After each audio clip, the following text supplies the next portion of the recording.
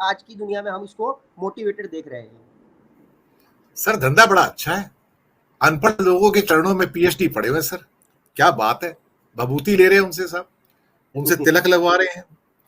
एक अनपढ़ आदमी से कह रहे हो पीएचडी कहता है, एमटेक कहता है मेरी नौकरी लगवा दो।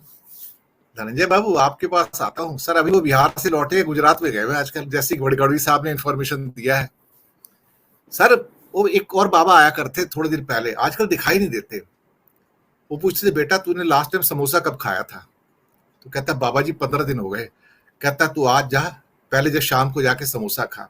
फिर एक अगला आता है, कहता रोते रोते 4 माइक उसके सामने आके उसके चेले लगा देते हैं। कहता बाबा जी कृपा हो गई आपकी, बाबा जी कृपा हो गई। कहता हुआ क्या? कहता जी आपकी कृपा से आज मेरा आरएससी का टिकट तक कंफर्म हो गया। अरे यार मैं तो समझ नहीं आता था कि मैं इस बात पे रोऊं या मैं इस बात पे हंसूं। धनंजय कुमार जी, अभी बिहार पवित्र हो गया सर, अब गुजरात पवित्र हो रहा है सर उनके चरणों से। जरा कुछ सर अपना भी कुछ बताइए सर, बिहार में आप भी वहां से हो के आए हैं और क्या चल क्या रहा है हिंदुस्तान में सर। ये अनम्यूट कर लीजिएगा, अनम्यूट कर लीजिएगा, बाबा जी नहीं आएंगे, आपको ही करना पड़ेगा सर ये। देखिए गुजरात का तो मुझे नहीं पता, वो प्रशांत भाई ने बताया है, वही बेहतरीन बताएंगे चूंकि वहां के रहने वाले हैं। मैं तो गया हूँ आते जाते, बड़ौदा वगैरह गया हूँ, लेकिन बिहार का मैं बता सकता हूँ चूंकि वहां का रहने वाला हूँ, वहां की मिट्टी में मैंने जन्म लिया है। तो बिहार तो मोक्ष देने वाली धरती है, हम गया को इसीलिए मानते हैं, है ना। फिर वहाँ तो तमाम धर्मों का संगम है, वहाँ बुद्धिज्म भी है, वहाँ बुद्ध के लिए क्या नहीं है, वहीं बुद्ध को ज्ञान प्राप्त हुआ। तो जो भगवान बनाता है वो हमारी धरती है, और हम उसी मगध के रहने वाले, हमारे बगल की धरती है वो। फिर आप देखिए कि जो है सिखिज्म गुरु गोविंद सिंह पटना के थे।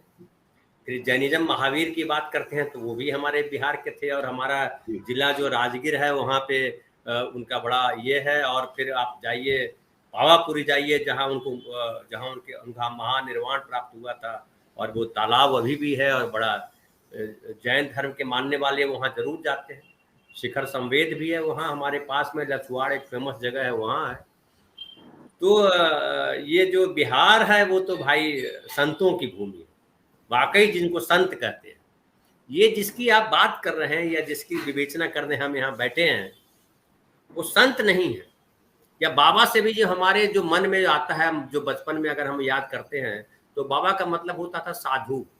साधु का मतलब होता था कि जो बड़ा कठिन जीवन जीते हैं, और सारे जो इंद्रिय जो है उस पर नियंत्रण रखते हैं, वासनाओं पे नियंत्रण है, खाने पीने पे नियंत्रण है, इंद्रियों की जो बात कर रहे हैं वो धैर्यवान हैं, वो क्षमाशील हैं, वो चोरी नहीं करते हैं, वो सत्कर्म करते हैं, जो अच्छे कर्म करते हैं वो संत हैं, वो बाबा हैं। हम लोग बचपन में यही सुने थे।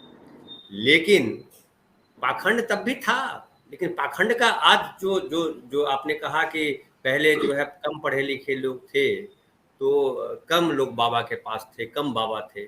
आज जो है पाखंड बढ़ गया है, और वो बढ़ने का रीजन ये है कि वो राजनीतिक सत्ता जो है वो उसमें शामिल हो गई है, उसको प्रमोट कर रही है। क्योंकि अब नेताओं में इतनी ताकत नहीं है कि पब्लिक को अपने पास समेट सके, अपना अंधभक्त बना सके। तो बाबाओं को लेकर के आया कि भगवान के नाम पर या कोई चमत्कार करने के नाम पे वो जो प्रपंच रचेगा, और उसके भक्त जो है वो उनको वोट देंगे। कम से कम अगर देखिए, जिस बाबा बागेश्वर की बात कर रहे हैं, बिहार में बीजेपी ने जो किया, मैं उसको बड़ा शर्मनाक मानता हूँ। ऐसा अब तक हुआ नहीं था बिहार में, मुझे लगता है पता नहीं देश में भी कहीं नहीं हुआ। लेकिन पूरी बीजेपी जो बिहार यूनिट है, और जो केंद्रीय सरकार में 2 मंत्री हैं, अश्वनी चौबे और गिरिराज सिंह, दोनों जो है वो चरण में बिछ गए।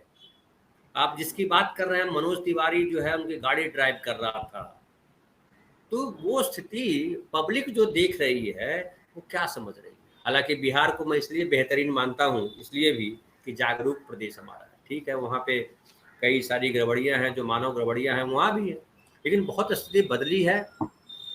और वहाँ पे लोग जो है ये प्रपंच समझते हैं, इसलिए उनकी सभा में भी जो भीड़ हुई, बहुत बड़ी भीड़ नहीं हुई, उससे ज़्यादा भीड़ जो है अलग अलग चीज़ों पे जमा हो जाती है। हम तो याद करते हैं, अगर कम्युनिस्ट पार्टी की रैली 90s के पहले, मतलब 80s के दशक की बात मैं करता हूँ दिनेश भाई, तो जो रैली निकलती थी वो 10-10 किलोमीटर लंबी रैली होती थी और दो तरफ से लाइन लगी होती थी। पटना के सड़क पे मैंने देखा है, गांधी मैदान तक पहुंचती थी वो रैली, और जो गांव से गरीब लोग हैं वो सब आते थे, अपना सत्तू अपना बांध करके आते थे, अपनी व्यवस्था खुद करके आते थे, वहीं गांधी मैदान में सो जाते थे।